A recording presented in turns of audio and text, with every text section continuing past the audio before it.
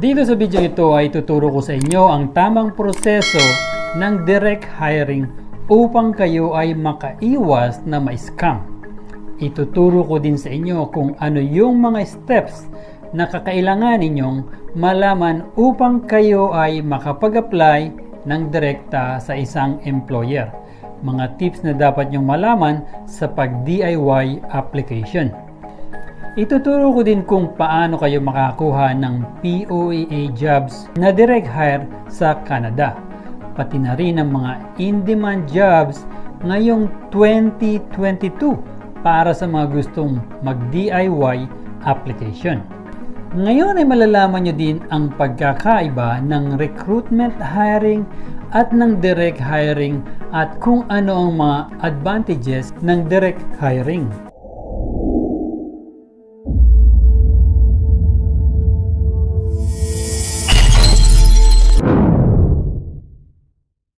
Kung bago ka pa lang dito sa akin channel, ang pagkuha ng trabaho sa Canada sa pamamagitan ng direct hiring ay mas madali na ngayon kumpara sa USA. Bagamat mas madali ang direct hiring sa Canada kumpara sa USA, ay hindi nangangahulugang hindi mahirap ang mga proseso ng direct hiring. Ngunit isang napakalaking advantage naman sa benefits kapag ikaw ay nakapasok sa trabaho sa pamamagitan ng direct hiring. Ipinagmamalaki ng Canada ang kanilang mainit na pagtanggap sa mga interesadong manatili sa kanilang bansa.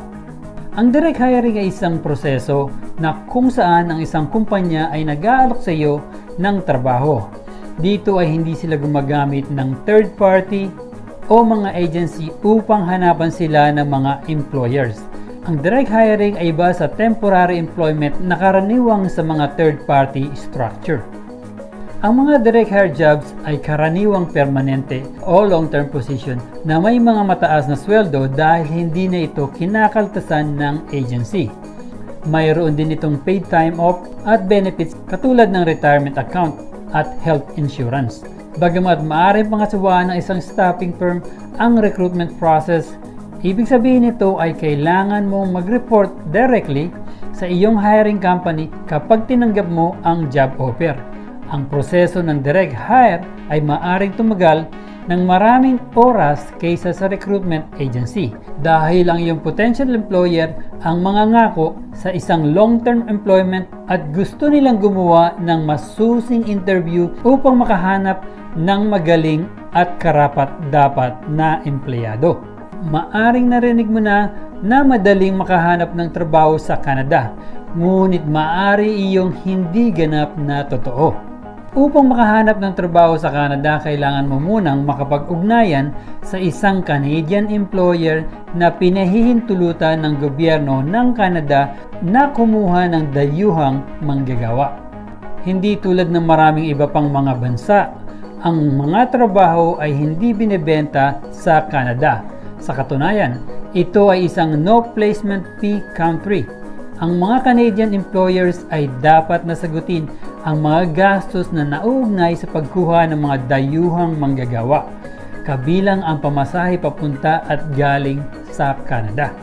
Ang mga Canadian employers ay dumadaan sa mahabang proseso bago sila mapahintulutang tumanggap ng mga aplikante galing sa ibang bansa.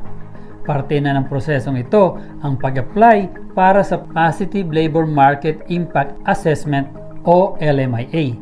Sila ay pinahihintulutan lamang na mag-hire ng mga foreign workers sa mga inaprobahang industriya para sa posisyong hindi sila makahanap ng permanent resident o Canadian citizens. Kapag naaprubahan na ang LMIA ng isang Canadian employer, ay saka pa lang sila maaaring makipag-ugnayan upang makahanap ng prospective foreign workers.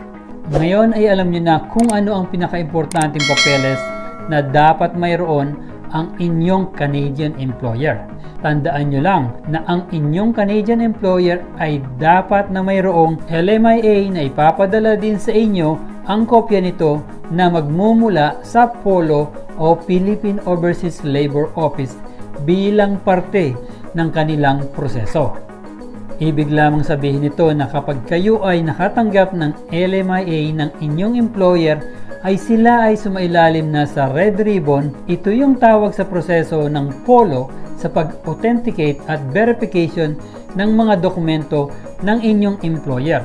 Ito ang inyong magiging gabay upang malaman nyo na ang inyong employer ay tunay. Dahil alam nyo na ang isang importanteng paraan upang malaman na legit ang inyong Canadian employer, ngayon ay alamin naman natin ang pinagkaiba ng direct hire sa recruitment hiring. Ang mga Pinoy ay karaniwang nagpupunta sa ibang bansa upang doon ay magtrabaho. Ito ang dahilan kaya naitatag ang established system upang makatulong sa mga OFWs upang kumonekta sa mga foreign employers na naghahanap ng mga applicants sa ibang bansa. Dito sa Pilipinas, ang POEA o Philippine Overseas Employment Administration ang government agency na responsable sa mga recruitment agencies sa Pilipinas. Ang mga recruitment agencies na ito ay ang mga for-profit businesses. Sila ay nagtatrabaho para sa mga foreign employers upang sila ay matulungan sa paghahanap ng mga empleyado upang magtrabaho sa ibang bansa. Nilisensyahan ng POEA ang mga recruitment agencies na ito para matiyak na hindi sila mag-take advantage sa mga OFW. Kailangan nilang sundin ang mga rules and regulation sa pagbibigay ng mga serbisyo sa parehong foreign employer at OFW. At kung hindi masusunod ang mga rules and regulation ng POEA, ay kailangan nilang harapin ang mga kaukulang parusa sa paglabag nito. Ang isa pang paraan ng pag-a-apply ay ang direct hiring o ang tinatawag din nating DIY o do-it-yourself. Mula sa pinakaunang proseso ay ikaw lang lahat ang gagawa at dito ay walang kahit anumang agency. Ito ay direkta kang mag-a-apply sa mga Canadian employers. Maaari kang makipag-ugnayan sa mga direct hiring agents. Sila ang nag-schedule ng mga orientation at job opening sa Canada. Sila ay directly affiliated sa mga Canadian employers na direktang naghahanap ng mga foreign workers. Ang parehong proseso ay gagawin tulad ng sa mga lokal na ahensya at tutulungan ka rin nila sa iyong application sa Canadian Embassy. Ano ang advantage ng direct hire sa Canada? Kung ikaw ay naghahanap ng isang committed at long-term jobs na nag-o-offer ng mga benefits, ang direct hiring ang best option para sa iyo. Ano-ano nga ba ang advantages ng direct hiring bukod pa sa aking mga nabanggit? Kabilang sa mga ito ang permanent position, leadership role katulad ng Vice President at Chief Executive Officers, at iba pang matataas na posisyon. STEM, Science, Technology, Engineering at Mathematics, jobs katulad ng engineers, financial analysts, computer support specialists, software developers, chemists, at iba pa. Kung ikaw ay nakapagtapos, isa din itong advantage sa iyo dahil isa sa karaniwan nilang batayan ng pag-hire ng mga direct applicants ay ang mga degree holder katulad ng master's o doctorate. Kung tumanggap ka ng isang direct hire position, ang iyong employer ay kadalasang invested sa iyong development at long-term success. Maaari ka rin magkaroon ng mas magandang opportunity na magbabago ng posisyon, mag-level up, at i-take ang iba pang steps upang makamit ang iyong career goals sa isang permanenteng trabaho na maaaring hindi mo magagawa sa isang temporary employment.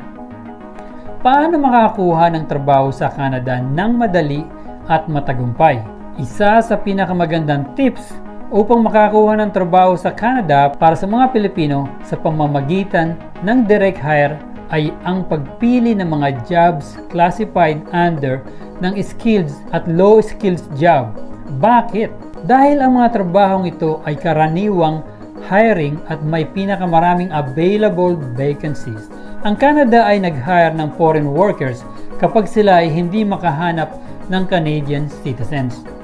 Napakalaking tulong din kung nakapasa ka sa IELTS, International English Language Testing System, para magkaroon ng EDGE sa Canada Express Entry Program. Paano maghanap ng Canadian employer online? Ang unang bagay na gagawin mo ay maghanap ng employer sa Canada. Ang isa sa mga employer ay nagpo-post ng kanilang mga bakanting trabaho online.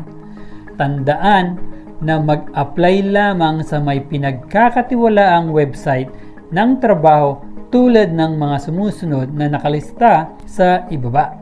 Tandaan na ang mga website na ito ay inaprubahan at inirerekomenda ng Immigration of Canada. Number 1, www.jobbank.gc.ca. Number 2, www.workopolis.com. Number 3, www.monster.ca. Employer agent sa Pilipinas para sa direct hiring. Maaari ka rin mag-apply sa isang tao na nagsasagawa ng direct hiring sa Pilipinas. Ang mga taong ito ay karaniwang nag-schedule ng mga orientation tungkol sa kanilang mga job offers sa Canada. Ang mga ahenteng ito ay kaakibat ng mga employer sa Canada na direktang kumukuha ng mga OFW. Ginagawa nila ang parehong mga hakbang tulad ng ginagawa ng mga lokal na agency sa kanilang mga aplikante. Ang maganda sa kanila ay walang gaanong kompetisyon sa bilang ng mga aplikante kumpara sa ibang ahensya.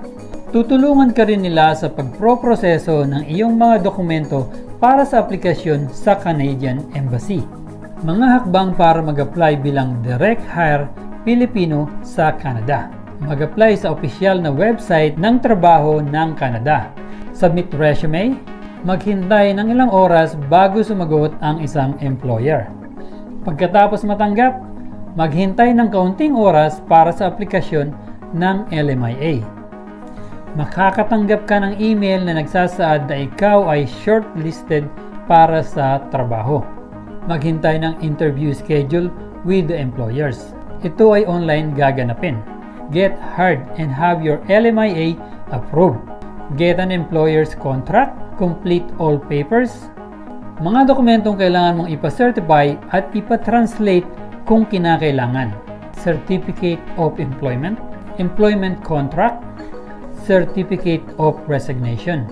Maaaring lahat ng proseso ay online mo lamang gagawin at kinakailangan mo lamang ipascan ang ilang mga dokumento upang ito ay maipasa online. Ang mga babanggitin kong dokumento ang mga karaniwang kakailanganin mo. Passport, digital picture, LMIA, credential, diploma, work-related certificates. Narito ang iba pang mahalagang tips na kailangan mong tandaan sa buong prosesong ito. Huwag isagawa kaagad ang iyong mga medical exam. Kinakailangan ito, ngunit kailangan mong hintayin ang aktwal na kahilingan mula sa iyong employer o mula sa gobyerno ng Canada upang hindi masayang ang mga resulta. Hintayin lamang na abisuhan ka ng CIC tungkol sa kung ano ang iyong mga susunod na hakbang at kung ano ang kailangan mong iproseso. Aabisuhan ka nilang isagawa ang iyong medical exam, pagkatapos ay hihingi sila ng police clearance o sertipiko mula sa iyong bansang pinagmulan. Pagkatapos ay hihilingin nila sa iyo na punan ang isang application para sa isang work permit sa Canada. In-demand jobs para sa mga nag-apply ng direct hire sa Canada. Nursing, caregiver job, hotel and restaurant jobs, katulad ng mga housekeeping staff, bartenders, waiter or waitresses, fast food crew, restaurant managers at cashiers, teacher, construction, engineering, accounting, CPAs, auditors, information technology, architecture. Ayan mga kabayan, ngayon ay naituro ko sa inyo ang lahat ng dapat nyong malaman tungkol sa direct hiring process sa Canada. Ilan pa sa mga dapat nyong tandaan at malaman, karagdagang impormasyon ay ang mga sumusunod. Canada is a no placement fee country. Wala kayong dapat babayaran kahit pa direct hire. LMIA employment permits processing in Canada. Kapag nakahanap ka ng employer, good thing for you dahil ipoproseso nila ang LMIA at ilang mga dokumentong kailangan para sa iyong trabaho sa Canada. Kung handa na ang iyong mga papeles, maaari ka nang mag-apply para sa iyong working visa sa Embassy of Canada sa Manila. Ito ang address. Tignan ang mga kinakailangan para sa aplikasyon ng working visa sa Canada para sa mga Pilipino. Maaaring kailanganin mo rin ang iyong SSS Employee Static Information bilang mga sumusuportang dokumento para sa iyong pag-aproba ng visa. Para sa kaalaman ng lahat, ang Recruit PH ay may live stream every month bilang direct engagement ko sa mga subscribers at followers ko. Sigurado mag-i-enjoy kayo dahil ito ay punong-puno ng papremyo. Ang Recruit PH din ay may Top Fan of the Month sa Facebook at siguradong panalo kayo sa papremyo.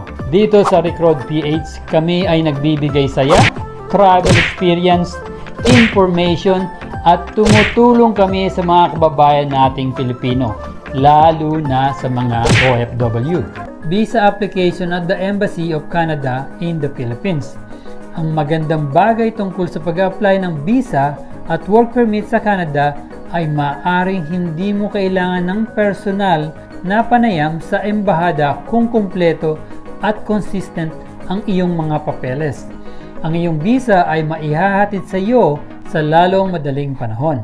Maaari kang mag-apply online o sa pamamagitan ng call center.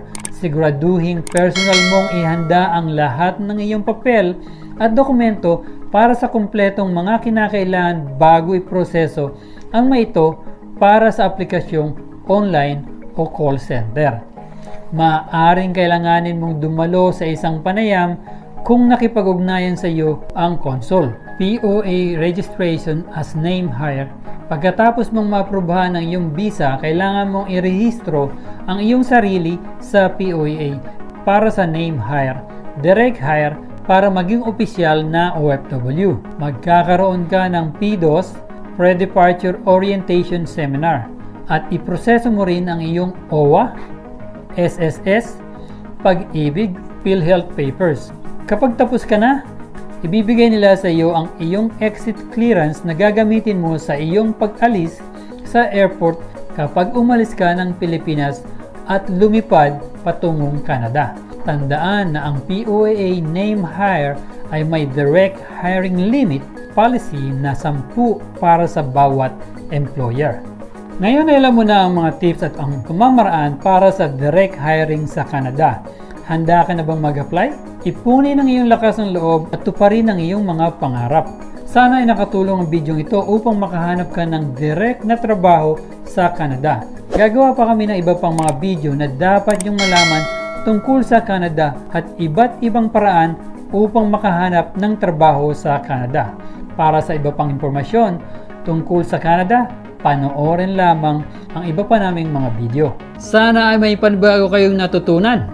Please abangan ang aming mga susunod pang mga video at sigurado mag-enjoy kayo at marami kayong matututunan. At kung may mga katanungan kayo tungkol sa ating napag-usapan, huwag po kayong mag-alangan na ilagay ang inyong mga katanungan sa comment section upang mabigyan po namin kayo ng kasagutan. At please huwag kalimutang mag-like, share, and subscribe at hit ang notification bell pati ang all para lagi kang updated sa aming bagong video. Muli, palagi niyong tatandaan na dito sa Recruit, prioridad namin ang inyong kaalaman tungo sa inyong kaunlaran.